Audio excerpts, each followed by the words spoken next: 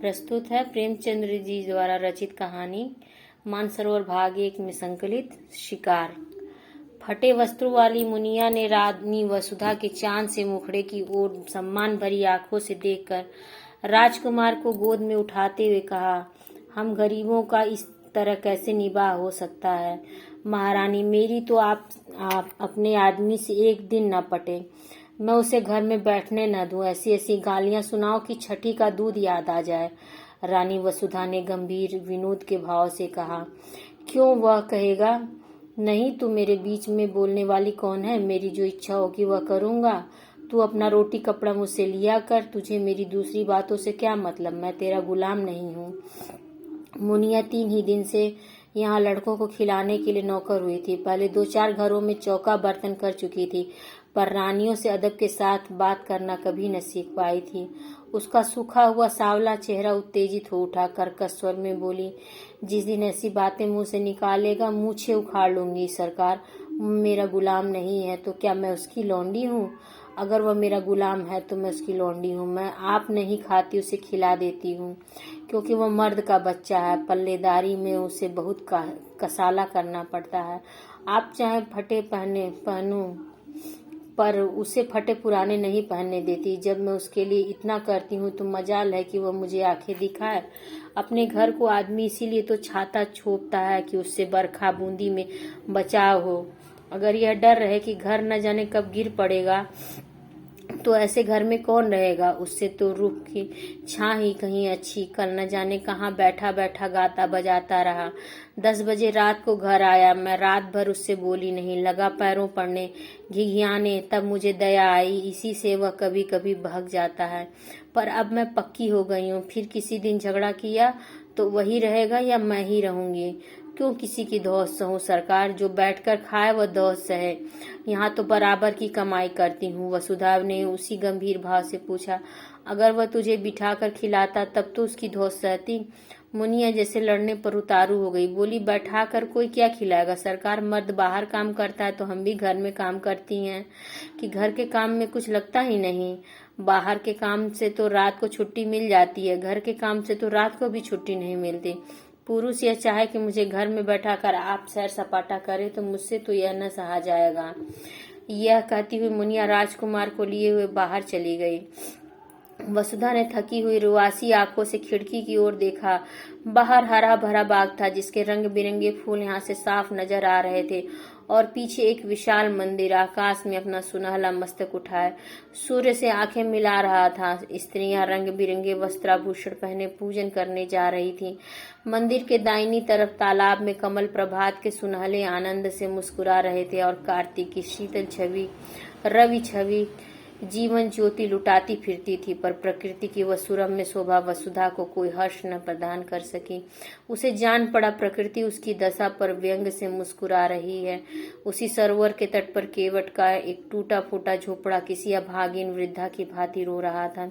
वसुधा की आंखें सजल हो गईं। पुष्प और उद्यान के मध्य में खड़ा यह सूना झोपड़ा उसके विलास और ऐश्वर्य से घिरे हुए मन का सजीव चित्र था। उसके जी में आया जाकर झोपड़ों के गले लिपट जाए और खूब रोऊं। वसुधा को इस घर में आए 5 वर्ष हो गए थे। पहले उसने अपने भाग्य को सराहा था। माता पिता के छोटे से कच्चे आनंदहीन घर को छोड़कर वह एक विशाल महल में आई थी, जहां संपत्ति उसके पैरों को चूमती हुई जान पड़ती थी। उस समय संपत्ति ही उसकी आंखों में सब कुछ थी। पति प्रेम गौण वस्तु थी, पर उसका लोभी मन संपत्ति पर संतुष्ट न रह सका। पति प्रेम के लिए हाथ फैलाने लगा। कुछ दिनों में उसे मालूम हुआ, मुझे प्रेम रत्न भी मिल गया। पर थोड़े ही दिन में यह भ्रम जाता रहा। कुंवर गरजराज सिंह रूपवान थे, उदार थे, बलवान थे, शिक्षित थे, विनोद प्रिय थे और प्रेम का अभिनय करना जानते थे, पर उनके जीवन में प्रेम से कंपित होने वाला तार न था। वसुधा का खिला हुआ यौवन और देवताओं को लुभाने वाला रंग रूप केवल विनोद का सामान्य था। घुड़दौड़ और शिकार, सट्टे और मकार जैसे सनसनी पैदा करने वाले मनोरंजन में प्रेम दबकर पीला और निर्जीव हो गया था, और प्रेम से वंचित होकर वसुधा की प्रेम तृष्णा अब अपने भाग्य को रोया करती थी। 2 पुत्र रत्न पाकर भी वह सुखी न थी। कुंवर साहब 1 महीने से ज्यादा हुआ शिकार खेलने गए और अभी तक लौटकर नहीं आए, और ऐसा पहला ही अवसर न था जब अब उनकी अवधि बढ़ गई थी। पहले वह 1 सप्ताह में लौट आते थे, फिर 2 सप्ताह का नंबर चला और अब कई बार से 1-1 महीने खबर लेने लगे। साल में 3-4 महीने शिकार की भेंट हो जाते थे। शिकार से लौटते तो घुड़दौड़ का राग छिड़ता, कभी मेरठ, कभी पूना, कभी बम्बई, कभी कलकत्ता। घर पर कभी रहते तो अधिकतर लंपट रईस जादव के साथ गप्पे उड़ाया करते। पति का यह रंग ढंग देखकर वसुधा मन ही मन कुढ़ती और घुलती रह जाती थी। कुछ दिनों से हल्का हल्का ज्वर भी रहने लगा था। वसुधा बड़ी देर तक बैठी उदास आंखों से यह दृश्य देखती रही। फिर टेलीफोन पर आकर उसने रियासत के मैनेजर से पूछा, कुंवर साहब का कोई पत्र आया? फोन पर जवाब दिया, जी हाँ, अभी खत आया। कुंवर साहब ने एक बहुत बड़े शेर को मारा है। वसुधा ने जलकर कहा, मैं यह नहीं पूछती कब आने को लिखा है। आने के बारे में तो कुछ नहीं लिखा। यहाँ से उनका पड़ाव कितनी दूर है? यहाँ से 200 मील से कम न होगा। पीलीभीत के जंगलों में शिकार हो रहा है। मेरे लिए 2 मोटरों का इंतजाम कर दीजिए, मैं वहाँ जाना चाहती हूँ। फोन ने कई मिनट बाद जवाब दिया, 1 मोटर तो वे साथ ले गए, 1 हकीम जिला के बंगले पर भेज दी गई है, 3री बैंक मैनेजर की सवारी में है, 4थी की मरम्मत हो रही है। वसुधा का चेहरा क्रोध से तमतमा उठा। बोली, किसके हुक्म से बैंक मैनेजर और हकीम जिला को मोटरें भेजी गई? आप दोनों मंगवा लीजिए, मैं आज जरूर जाऊंगी। उन दोनों साहबों के पास हमेशा मोटरें भेजी जाती रही हैं, इसलिए मैंने भेज दी। अब आप हुक्म दे रही हैं तो मंगवा लूंगा। वसुधा ने फोन से आकर सफर का सामान ठीक करना शुरू किया। उसने उसी आवेश में आकर अपना भाग्य निर्णय करने का निश्चय कर लिया था। परित्यक्ता की भांति पड़ी रहना वह जीवन समाप्त न करना चाहती थी। वह कुंवर साहब से कहेगी, अगर आप ये समझते कि मैं आपकी संपत्ति की लौंडी बनकर रहूं तो यह मुझसे न होगा। आपकी संपत्ति आपको मुबारक, मेरा अधिकार आपकी संपत्ति पर नहीं, आपके ऊपर है। अगर आप मुझसे जॉब पर हटना चाहते तो मैं आपसे हाथ भर हट जाऊंगी। इस तरह की कितनी ही विराग भरी बातें उसके मन में बगुलों की भांति उठ रही थी। डॉक्टर साहब मने द्वार पर पुकारा। मैं अंदर आऊं? वसुधा ने नम्रता से कहा। आज क्षमा कीजिए, मैं जरा पीलीभीत जा रही हूँ। डॉक्टर ने आश्चर्य से कहा, आप पीलीभीत जा रही हैं? आपका ज्वर बढ़ जाएगा। इस दशा में मैं आपको जाने की सलाह न दूंगा। वसुधा ने विरक्त स्वर से कहा, बढ़ जाए, मुझे इसकी चिंता नहीं। वृद्ध डॉक्टर पर्दा उठाकर अंदर आ गया और वसुधा की ओर ताकता हुआ बोला, लाइए मैं टेम्परेचर ले लूं। अगर टेम्परेचर बढ़ा होगा तो मैं आपको हरगिज न जाने दूंगा। टेम्परेचर लेने की जरूरत नहीं, मेरा इरादा पक्का हो गया है। स्वास्थ्य पर ध्यान रखना आपका पहला कर्तव्य है। वसुधा ने मुस्कुराकर कहा, आप निश्चिंत रहें, मैं इतनी जल्दी मरी नहीं जा रही। फिर अगर किसी बीमारी की दवा मौत ही हो तो आप क्या करेंगे? डॉक्टर ने 1 बार और आग्रह किया, फिर विस्मय से सिर हिलाता चला गया।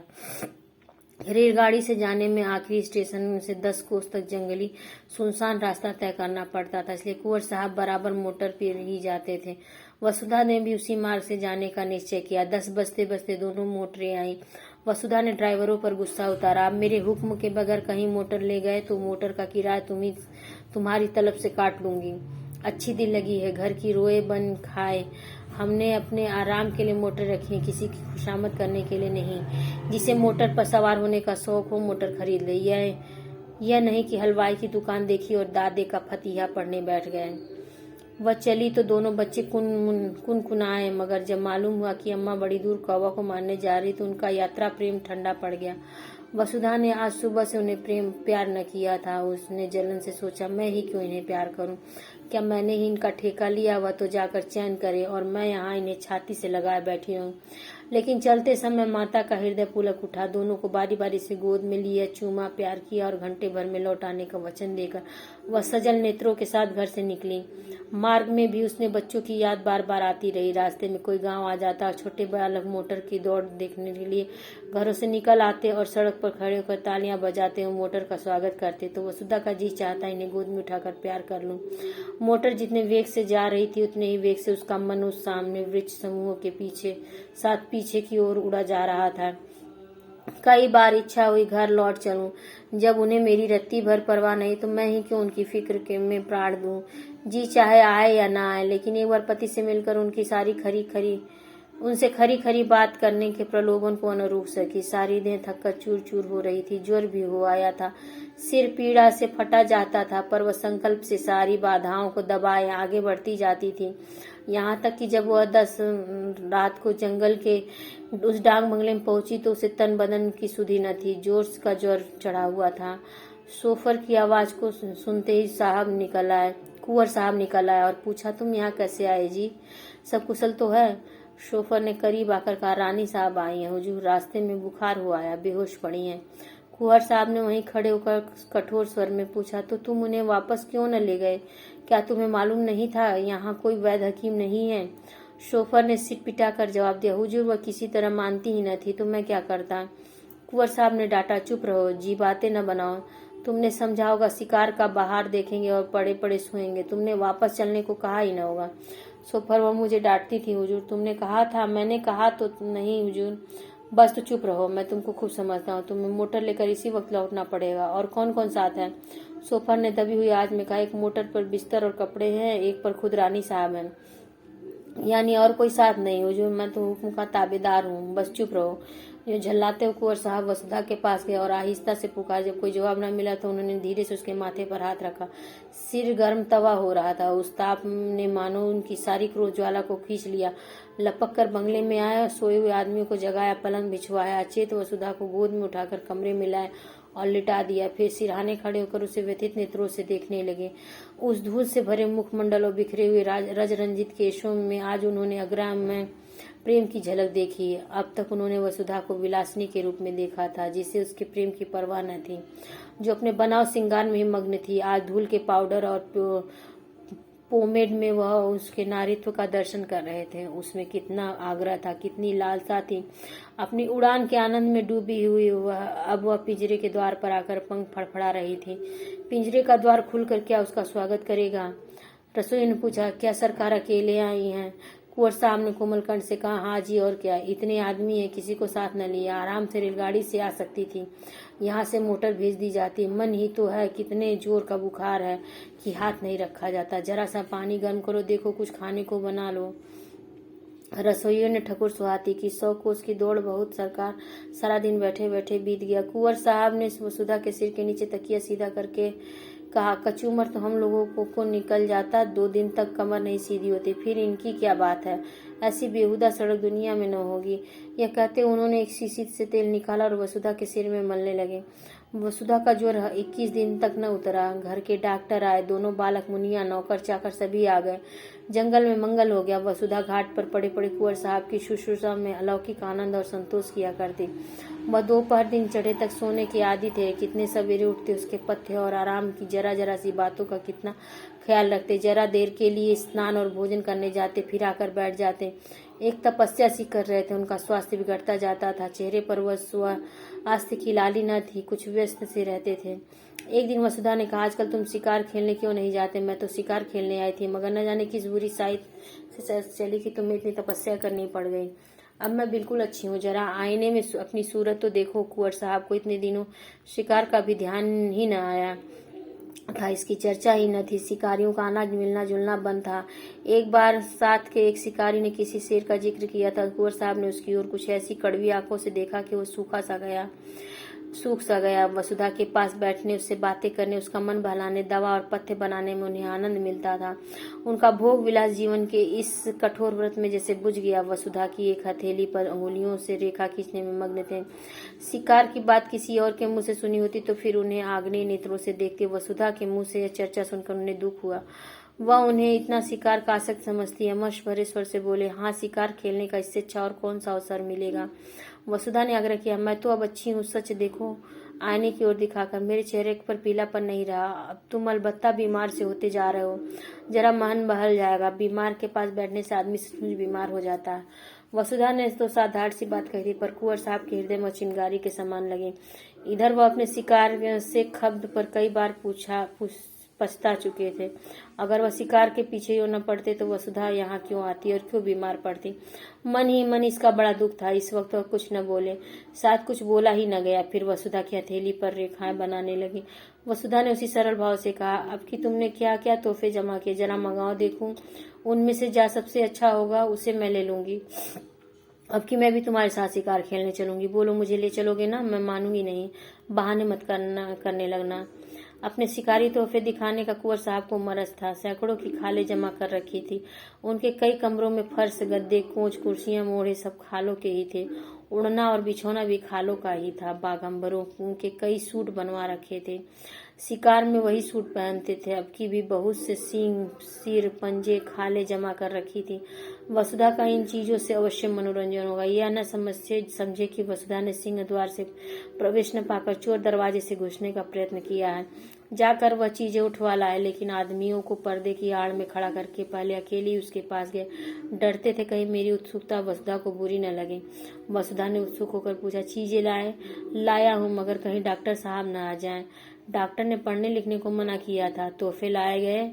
कुंवर साहब एक चीज निकाल कर दिखाने लगे। वसुधा के चेहरे पर हंस की ऐसी लाली हफ्तों से न दिखी थी, जैसे कोई बालक तमाशा देखकर मग्न हो रहा है। बीमारी के बाद हम बच्चों की तरह जिद्दी, उतने ही आतुर, उतने ही सरल हो जाते हैं। जिन किताबों में कभी मन लगा हो वह बीमारी के बाद पढ़ी जाती है। वसुधा जैसे उल्लास की गोद में खेलने लगी। शेरों की खालें थी, बाघों की, मृगों की, सूकरों की। वसुधा हर खाल को नई उमंग से देखती, जैसे बायोस्कोप के एक चित्र के बाद दूसरा आ रहा हो। कुंवर साहब एक एक करके तोहफे का इतिहास सुनाने लगे। जानवर कैसे मारा गया, उसके मरने में क्या क्या बाधाएं पड़ी, क्या क्या उपाय करने पड़े, पहले कहाँ गोली लगी। वसुधा हर एक कथा आंखें फाड़ फाड़ कर सुन रही थी। इतनी सजीवता, स्फूर्ति, आनंद उसे आज तक किसी कविता, संगीत या आमोद में भी न मिला था। सबसे सुंदर एक सिंह की खाल थी, यही उसने छाटी। कुंवर साहब की यह सबसे बहुमूल्य वस्तु थी। इसे अपने कमरे में लटकाने को रखे हुए थे। बोले, तुम बाघंबरों में से कोई ले लो, यह तो कोई अच्छी चीज नहीं है। वसुधा ने खाल को अपनी ओर खींचकर कहा, रहने दीजिए, अपनी सलाह, मैं खराब ही लूंगी। कुंवर साहब ने जैसे अपनी आंखों से आंसू पोंछकर कहा, तुम वही ले लो, मैं तो तुम्हारे ख्याल से कह रहा था, फिर वैसे ही मार लूंगा। तो तुम मुझे चकमा क्यों देते थे? चकमा कौन देता था? अच्छा खाओ, मेरे सिर की कसम की यह सबसे सुंदर खाल नहीं है। कुंवर साहब ने हार की हंसी हंसकर, कसम क्यों खाए, इस एक खाल के लिए ऐसी ऐसी 1,00,000 खाले हो तो तुम्हारे ऊपर न्यौछावर कर दूं। जब शिकारी सब खाले लेकर चला गया तो कुंवर साहब ने कहा, मैं इस खाल पर काले ऊन से अपना समर्पण लिखूंगा। वसुधा ने थकान से पलंग पर लेटते हुए कहा, अब मैं भी शिकार खेलने चलूंगी। फिर सोचने लगी, वह भी कोई शेर मारेगी और उसकी खाल पतिदेव को भेंट करेगी। उस पर लाल ऊन से लिखा जाएगा, प्रियतम। जिस ज्योति के मंद पड़ जाने से हर एक व्यापार, हर एक व्यंजन पर अंधकार सा छा गया था, वह ज्योति अब प्रदीप्त होने लगी थी। शिकारों का वृतांत सुनने की वसुधा को चाट सी पड़ गई। कुंवर साहब को कई कई बार अपने अनुभव सुनाने पड़े। उसका सुनने से जी ही न भरता था। अब तक कुंवर साहब का संसार अलग था, जिसके दुख, सुख, हानि, लाभ, आशा, निराशा से वसुधा को कोई सरोकार न था। वसुधा को इस संसार के व्यापार से कोई रुचि न थी, बल्कि अरुचि थी। कुंवर साहब इस पृथक संसार को बातें उससे छिपाते थे, पर अब वसुधा उसके संसार में एक उज्जवल प्रकाश, एक वरदानों वाली देवी के समान हो गई थी। एक दिन वसुधा ने आग्रह किया, मुझे बंदूक चलाना सिखा दो। डॉक्टर साहब के अनुबंधी मिलने में विलंब न हुआ। वसुधा स्वस्थ हो गई थी। कुंवर साहब ने शुभ मुहूर्त में उसे दीक्षा दी। उस दिन से जब देखो वृक्षों की छां में खड़ी निशाने का अभ्यास कर रही थी और कुंवर साहब खड़े उसकी परीक्षा ले रहे हैं। जिस दिन उसने पहली चिड़िया मारी, कुंवर साहब हर्ष से उछल पड़े। नौकरों को इनाम दिया, ब्राह्मणों को दान दिया गया। इस आनंद की शुभ स्मृति में उस पक्षी की मम्मी बनाकर रखी गई। वसुधा के जीवन में अब एक नया उत्साह, एक नया उल्लास, एक नई आशा थी। पहले की भांति उसका वंचित हृदय अशुभ कल्पनाओं से त्रस्त न था। अब उसमें विश्वास था, बल था, अनुराग था। कई दिनों के बाद वसुधा की साथ पूरी हुई। कुंवर साहब उसे साथ लेकर शिकार खेलने पर राजी हुए, और शिकार था शेर का। शेर भी वह जिसने इधर महीने से आसपास के गांव में तहलका मचा दिया था। चारों तरफ अंधकार था, ऐसा सघन की पृथ्वी उसके भार से कराहती हुई जान पड़ती थी। कुंवर साहब और वसुधा एक ऊंचे मचान पर बंदूक के लिए दम साधे बैठे हुए थे। यह भयंकर जंतु था। अभी पिछली रात को वह एक सोते हुए आदमी को खेत में मचान पर से खींच कर ले भागा था। उसकी चालाकी पर लोग दांतों तले उंगली दबाते थे। मचान इतना ऊंचा था कि शेर उछल कर न पहुंच सकता था। हाँ, उसने देख लिया था कि वह आदमी मचान पर बाहर की तरफ सिर किए सो रहा था। दुष्ट को एक चाल सूझी। वह पास के गांव में गया और वहां से एक लंबा बांस उठा लाया। बांस के एक सिरे को उसने दांतों से कुचला, और जब उसकी कुची सी बन गई तो उसने न जाने अगले पंजे या दांतों से उठाकर सोचने वाले आदमी के बालों में फिराने लगा। वह जानता था बाल बांस के रेशे में फंस जाएगी। एक झटके में वह भागा आदमी नीचे आ रहा था। इसी मानुस भच्छी के शेर की घात में दोनों शिकारी बैठे थे। नीचे कुछ दूर पर भैंसा बांध दिया गया था और शेर के आने की राह देखी जा रही थी। कुंवर साहब शांत थे, पर वसुधा की छाती धड़क रही थी। जरा सा पत्ता भी फड़कता तो चौक पड़ती और बंदूक सीधी करने के बदले चौक कर कुंवर साहब से चिपट जाती। कुंवर साहब बीच बीच में उसको हिम्मत बंधाते थे। जो ही भैंसे पर आया मैं उसका काम तमाम कर दूंगा, तुम्हारी गोली की नौबत ही ना आने पाएगी। वसुधा ने शेर कर कहा। और जो कहीं निशाना चूक गया तो उछलेगा तो फिर दूसरी गोली चलेगी। तीनों बंदूकें तो भरी तैयार रखी हैं। तुम्हारा जी घबराता तो नहीं? बिल्कुल नहीं, मैं तो चाहती हूँ पहला मेरा निशाना होता। पत्ते खड़खड़ा उठे। वसुधा चौकर पति के कंधों से लिपट गई। कुंवर साहब ने उसकी गर्दन में हाथ डालकर कहा, दिल मजबूत करो प्रिय। वसुधा ने लज्जित होकर कहा, नहीं नहीं, मैं डरती नहीं, जरा चौंक पड़ी थी। सहसा भैंसे के पास दो चिंगारियां सी चमक उठी। कुंवर साहब ने धीरे से वसुधा का हाथ दबाकर शेर के आने की सूचना दी और सतर्क हो गए। जब शेर भैंसे के पास आया तो उन्होंने निशाना मारा, खाली गया। दूसरा पैर किया, शेर जख्मी हुआ पर गिरा नहीं। क्रोध से पागल होकर इतने जोर से गरजा कि वसुधा का कलेजा दहल उठा। कुंवर साहब तीसरा फेर करने जा रहे थे कि शेर ने मचान पर जस्त मारी। उसके अगले पंजे के धक्के से मचान ऐसा हिला कि कुंवर साहब हाथ में बंदूक लिए झोंके से नीचे गिर पड़े। कितनी भीषण अवसर था। अगर एक पल का भी विलंब होता तो कुंवर साहब की खैरियत न थी। शेर की जलती हुई आंखें वसुधा के सामने चमक रही थी। उसकी दुर्गंध में सांस देह में लग रही थी। हाथ पांव फूले हुए थे, आंखें भीतर को सिकुड़ी जा रही थी। पर इस खतरे ने जैसे उसकी नाड़ियों में बिजली भर दी। उसने अपनी बंदूक संभाली। शेर के और उसके बीच में 2 हाथ से ज्यादा अंतर न था। वह उचक कर आना ही चाहता था। वसुधा ने बंदूक की नली उसके आंखों में डालकर बंदूक छोड़ी। धाए! शेर के पंजे ढीले पड़े, नीचे गिर पड़ा। अब समस्या और भीषण थी। शेर से 3 ही 4 कदम पर कुंवर साहब गिरे थे। शायद चोट ज्यादा आई हो। शेर में अगर अभी भी दम है तो वो उन पर जरूर वार करेगा। वसुधा के प्राण आंखों में थे और बल कलाइयों में। इस वक्त कोई उसकी देह में भाला भी चुबा देता तो उसे खबर न होती। वो अपने होश में न थी। उसकी मूर्छा ही चेतना का काम कर रही थी। उसने बिजली की बत्ती जलाई, देखा शेर उठने की चेष्टा कर रहा है। दूसरी गोली सिर पर मारी और उसके साथ ही रिवाल्वर लिए नीचे कूदी। सिर जोर से गुर्रा रहा है। वसुधा ने उसके मुंह के सामने रिवाल्वर खाली कर दिया। कुंवर साहब संभल कर खड़े हो गए, दौड़कर उसे छाती से चिपटा लिया। अरे क्या, अरे यह क्या! वसुधा बेहोश थी। वो उसके प्राणों को मुट्ठी में ली उसकी आत्मरक्षा कर रहा था। भय के शांत होते ही मूर्छा आ गई।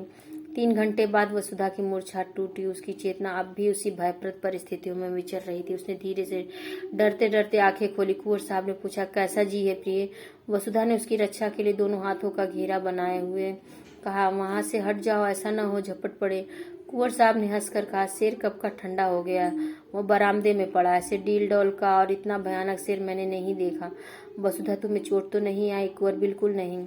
तुम कूद क्यों नहीं पड़ी? पैरों में बड़ी चोट आई होगी। तुम कैसे बची? आश्चर्य है, मैं तो इतनी ऊंचाई से कभी न कूद सकता। वसुधा ने चकित होकर कहा, मैं कहाँ कूदी? शेर मचान पर आया, इतना याद है। इसके बाद क्या हुआ मुझे कुछ याद नहीं। कुंवर को भी विस्मय हुआ। वाह, तुमने उस पर 2 गोलियां चलाई। जब वह नीचे गिरा तो तुम भी कूद पड़ी। उसके मुंह में रिवाल्वर की नली ठूस दी, बस ठंडा हो गया। बड़ा बेहया जानवर था। अगर तुम चूक जाती तो वह नीचे आते ही मुझ पर जरूर चोट करता। मेरे पास तो छुरी भी न थी। बंदूक हाथ से छूटकर दूसरी तरफ गिर गई थी। अंधेरे में कुछ सुझाई न देता था। तुम्हारे प्रसाद से इस वक्त मैं यहाँ खड़ा हूँ। तुमने मुझे प्राणदान दिया। दूसरे दिन प्रातःकाल यहाँ से कूच हुआ। जो घर वसुधा को फाड़े खाता था उसमें आज जाकर ऐसा आनंद आया जैसे किसी बिछुड़े मित्र से मिली हूँ।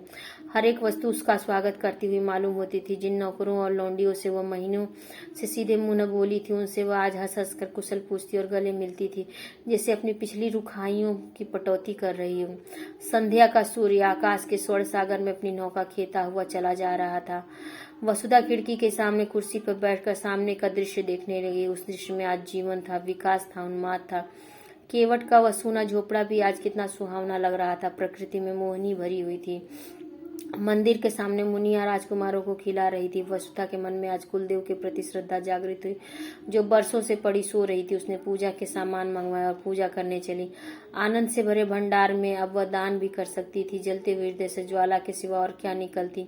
उसी वक्त कुंवर सब आकर बोले, अच्छा पूजा करने जा रही हो? मैं भी वहाँ जा रहा हूँ। मैंने एक मनौती मान रखी है। वसुधा ने मुस्कुराती हुई आंखों से पूछा, कैसी मनौती? कुंवर साहब ने हंसकर कहा, यह न बताऊंगा। अरे कहानी खत्म होती है। उम्मीद आप लोगों को समझ में आई होगी। यदि कोई प्रश्न हो मन में तो आप कमेंट सेक्शन में जरूर पूछिएगा। धन्यवाद।